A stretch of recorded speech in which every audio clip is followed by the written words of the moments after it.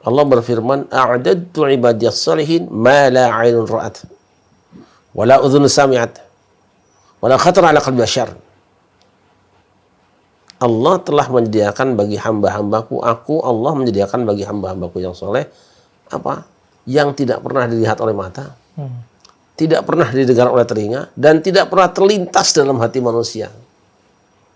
Jadi surga itu adalah kebahagiaan yang tiada ternilai. Dan kita tahu kebahagiaan materi itu gak seberapa.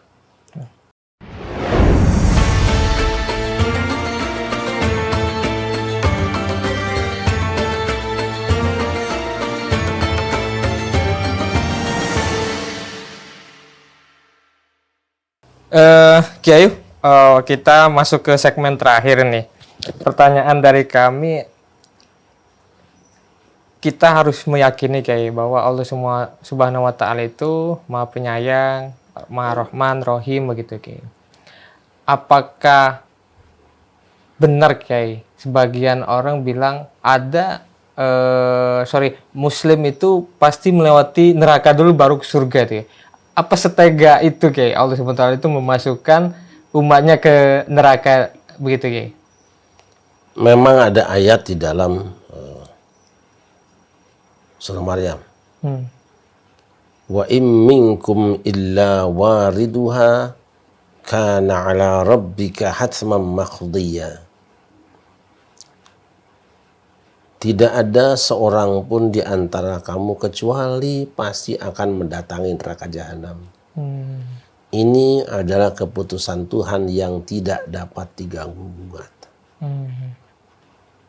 Tsumma nunajjil ladzina taqaw wa nadharudz zalimina fiha jithiya. Kemudian kami selamatkan orang-orang yang bertakwa dan kami biarkan orang-orang zalim itu tertunduk di situ. Terhina di situ. Nah, sekilas kan ayat ini mengisyaratkan bahwa semua manusia masuk neraka jahanam. Nah, kata warid itu yang harus difahami. Apakah datangnya nyemplung atau datangnya cuma lewat gitu. Gitu. Tapi ada di situ, tsumma nunajjil ladzina taqaw. Kemudian kami selamatkan orang-orang yang bertakwa. Yang kafir dibiarkan, orang zalim dibiarkan. Gitu. Dan jangan lupa, ada di antara hamba-hamba Allah yang masuk surga bahkan bighairi hisab. Tanpa testing, tanpa seleksi. Dia masuk begitu saja. Itu jumlahnya 70.000. Tapi konon dari 70.000 itu nanti masing-masing juga bawa segitu juga. Gitu. Jadi tidak semuanya orang masuk neraka dulu. Ada yang tidak harus masuk neraka, ada. Orang yang sudah dijamin masuk surga tanpa melewati itu. Termasuk basyaruna bil jannah. Orang-orang yang dikabar gembirakan akan masuk surga lewat dalam tanda petik rekomendasi Rasulullah. Gitu. Sudah aman lah. Gitu kan. Jadi kalau kita kecemplung neraka tidak bisa ketemu mereka. Lu nggak ada di situ. Dia tidak ikut di situ. Dia sudah ada tempat lain. Gitu. Baik. Ini paling terakhir Kiai sebelum kita tutup Kiai. Agak aneh sih pertanyaan Kiai ya. Kalau ada Kiai Muslim yang tidak percaya surga neraka, itu gimana Kiai? Memberikan pemahaman Kiai. Ya enggak apa-apa. Namanya nggak percaya, mau dipaksain juga nggak akan percaya. Tapi kalau mereka ngajak diskusi, adu argumentasi, ya kita layani. Bagaimana penjelasannya Kiai? Gini lah, bahkan di tafsir-tafsir kontemporer tuh ada. Ini istilah surga neraka siapa sih yang bikinnya? Quran hanya jannah, nar. Jannah tuh taman, kebun, nar tuh api. Gitu loh. Lihat di dalam surah Ar-Ra'd. Mathalul jannatil lati wa'idal muttaqun. Perumpamaan surga yang dijanjikan bagi orang bertakwa, kan perumpamaan di situ. Gitu loh.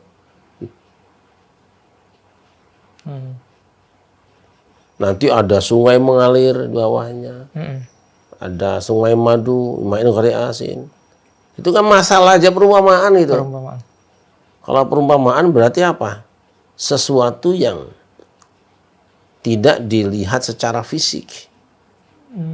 Dan Rasul mengatakan, Allah berfirman, "A'dadtu ibadiyas salihin ma la 'ainun ra'at wa la udhun sami'at wa la khatara 'ala qalbi bashar." Allah telah menyediakan bagi hamba-hambaku, Allah menyediakan bagi hamba-hambaku yang soleh apa? Yang tidak pernah dilihat oleh mata, tidak pernah didengar oleh telinga, dan tidak pernah terlintas dalam hati manusia. Jadi surga itu adalah kebahagiaan yang tiada ternilai. Dan kita tahu kebahagiaan materi itu nggak seberapa. Nah, kalau surga itu materi, nah itu sama saja dunia. Ada yang begitu kan? Iya, iya. Jadi perumpamaan. Nah, tetapi kita Ahlussunnah wal Jamaah karena adanya beberapa penjelasan baik Quran maupun hadis. Karena yang berhak menjelaskan Quran kan Rasulullah. Ya surga itu ada. Nah, kita kembali, apakah mengingkari adanya neraka dalam pengertian yang kita sebut hari ini apa namanya dalamnya saja kalau kita jatuh itu sampai ke api pertama paling 500 tahun. Gitu. Kemudian kita melewati jembatan yang jembatannya aja serambut dibelah 7. Kita nggak bayangkan rambutnya segede gini. Dibelah jadi 7. Dari 7. Gitu. Itu kan memancing orang untuk bertanya, ya apa rambut dibelah 7 kok ono nih? Dibelah 1 aja mungkin udah gak kelihatan. Iya, iya. Jembatan serambut dibelah 7. Gitu. Nah, lalu orang memahami gini, jalan keselamatan itu memang seperti nyebrang di jembatan yang sangat kecil jembatannya. Jarang orang yang selamat gitu. Untuk yakin itu sulit. Nah, orang memahami seperti itu. Jadi, ya tidak apa-apa kalau nggak percaya. Yang penting dia percaya sama Allah, gitu aja, sudah selesai. Percaya dengan Allah, laksanakan syariatnya. Kalau pengertian surga adalah seperti yang kita bayangkan, lalu mereka punya asumsi yang lain, terserah. Tapi kalau dia mengatakan tidak ada hari pembalasan, dia kafir dia. Ya kan? Ada pembalasan. Apakah bentuknya kebun kurma beneran atau tidak? Lain. Karena mereka mengatakan bahwa yang namanya surga itu kan yang penting kenikmatan yang luar biasa yang tidak pernah bisa dianalogkan dengan kenikmatan yang selama ini kita dapat. Kalau misalnya durian, ya di sini udah biasa makan durian. Iya. Apa hebatnya? Tapi rasanya lebih lain lagi. Senikmat-nikmatnya durian paling meningkat, tapi duriannya ada kan. Waktu bihi mutasyabiha katanya kan. Buah-buahannya sama berserupaan dengan dunia tapi kualitasnya lain. Terus nanti surga juga satu laki-laki dapat 40 luruh bidadari, 42 bidadari. Ya saya percayalah. Percaya aja.